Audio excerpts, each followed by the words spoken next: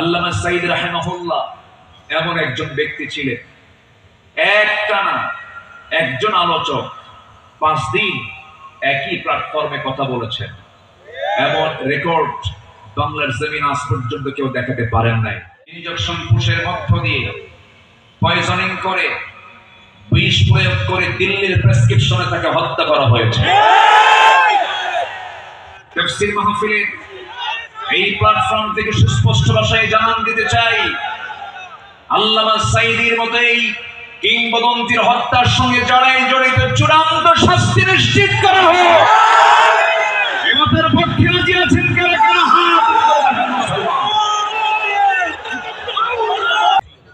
সম্মানিত হাজিরিন, এই মাহফিলের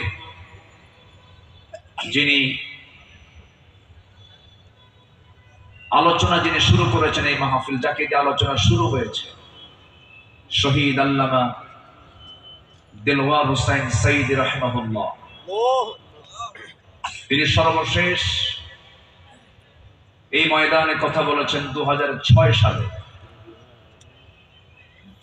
এরপর পৃথিবীতে বেঁচে থাকার পরেও তিনি মাহফিল আসতে পারেন না।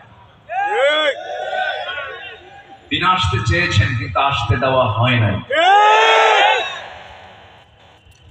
তিনি আজকে আমাদের মাঝ থেকে বিদায় নিয়েছেন। তিনি আলামে বারজাখে আছেন। শুরুতেই আমরা তার রূহের মাগফিরাত কামনা করছি। আল্লাহ তুমি তার কবরটাকে জান্নাতের টুকরা বানায় দাও। সম্মানিত ভাইরা, আজকে যদি তিনি বেঁচে থাকতেন, এই চেয়ারে বসার যোগ্যতা তো আমাদের নাই। আমি তো জানি আমার ইলম কালাম কদ্দুর। আমি আব্দুল্লাহ আমিন, লা ইলমা লানা ইল্লা মা আল্লামতানা। আজকে এই চেয়ারে তা কি মানায়? তিনি দুনিয়া থেকে বিদায় নিয়েছেন। তার বড় শখ দুটো ছিল, একটা হলো আল্লাহর ঘর জিয়ারা করা, তিনি প্রায় প্রায় বলতেন, আর আরেকটা হলো তিনি যেন বের হয়ে কোরআনের এই ময়দানে যেন তিনি কথা বলতে পারেন। কিন্তু বাতিল শক্তিরা তাকে সেই তার চাওয়াটা পূরণ করতে দেয়নি।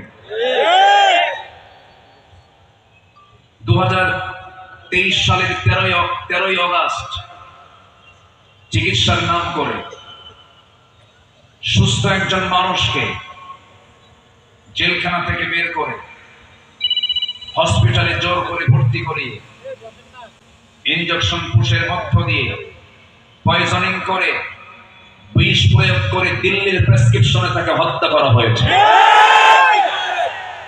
তাফসীর মাহফিলে এই প্ল্যাটফর্ম থেকে সুস্পষ্ট ভাষায় জানান দিতে চাই, আল্লামা সাঈদীর মতো এই কিংবদন্তির হত্যার সঙ্গে যারাই জড়িত চূড়ান্ত শাস্তি নিশ্চিত করা হোক। এমতের পক্ষে রাজি আছেন কারা কারা?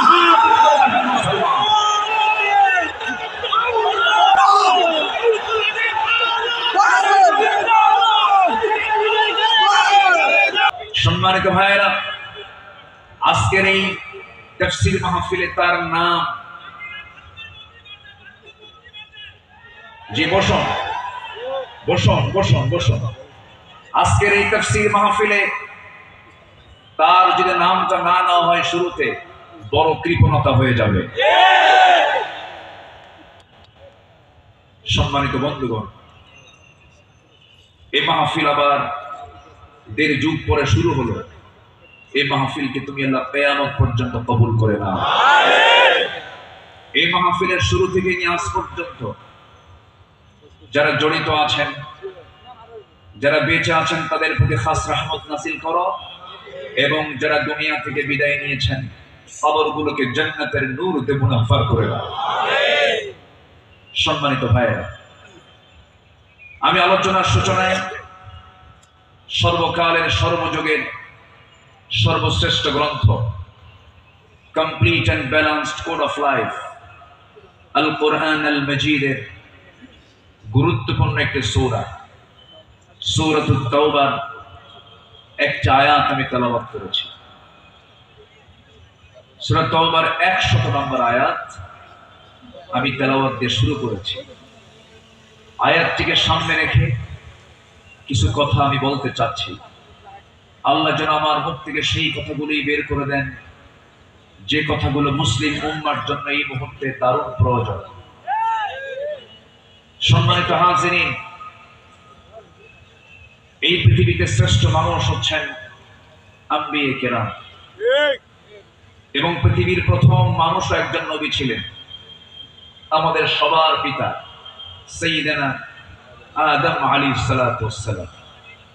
এবং এটার সিলসিলা শেষ হয়েছে খাতামুন নবিয়্যিন সরওয়ারে কায়নাত রাহমাতুল লিল আলামিন রাহমাত আলম নবী মুকাররম জনাবে মুহাম্মদুর রাসূলুল্লাহ সাল্লাল্লাহু আলাইহি ওয়াসাল্লাম। তার সময় এসে নবুয়তের এই সিলসিলা শেষ হয়েছে। এরপরেই যাদের সম্মান মর্যাদা আল্লাহ পাক সবচাইতে বেশি দিয়েছেন তারা হচ্ছেন সাহাবায়ে কেরাম। আল্লাহ তাআলা তাদের সম্মান, তাদের মর্যাদা অনেক বেশি দিয়েছেন, এবং আল্লাহ নিজে তাদের শানে বলেছেন রাদিয়াল্লাহু আনহুম, আল্লাহ তাদের উপরে সন্তুষ্ট হয়েছেন। আল্লাহ নিজে যদি বলেন আমি তাদের উপরে সন্তুষ্ট হয়েছি, তাদের ঠিকানা কোথায় হবে? জান্নাত হবে, এটাই স্বাভাবিক। সেই সাহাবে কেরামদের জীবন থেকে কিছু কথা, আমার নবীর আদর্শে গড়া সাহাবীদের বিপ্লবী জীবন, মুমিনের অনুসরণীয় পথ, এই বিষয়ে আমি আজকে কিছু কথা বলতে চাচ্ছি। ওয়ামা তাওফীকি ইল্লা বিল্লাহ আলাইহি তাওয়াক্কালতু ওয়া ইলাইহি উনীব। আসুন সোজা আমরা আলোচনার দিকে চলে যাই। যেহেতু এক রাত আমি পেয়েছি, আল্লামা সাঈদ রাহিমাহুল্লাহ এমন একজন ব্যক্তি ছিলেন, একটানা একজন আলোচক 5 দিন একই প্ল্যাটফর্মে কথা বলেছেন। এমন রেকর্ড বাংলার জমিন আজ পর্যন্ত কেউ দেখাতে পারেন নাই।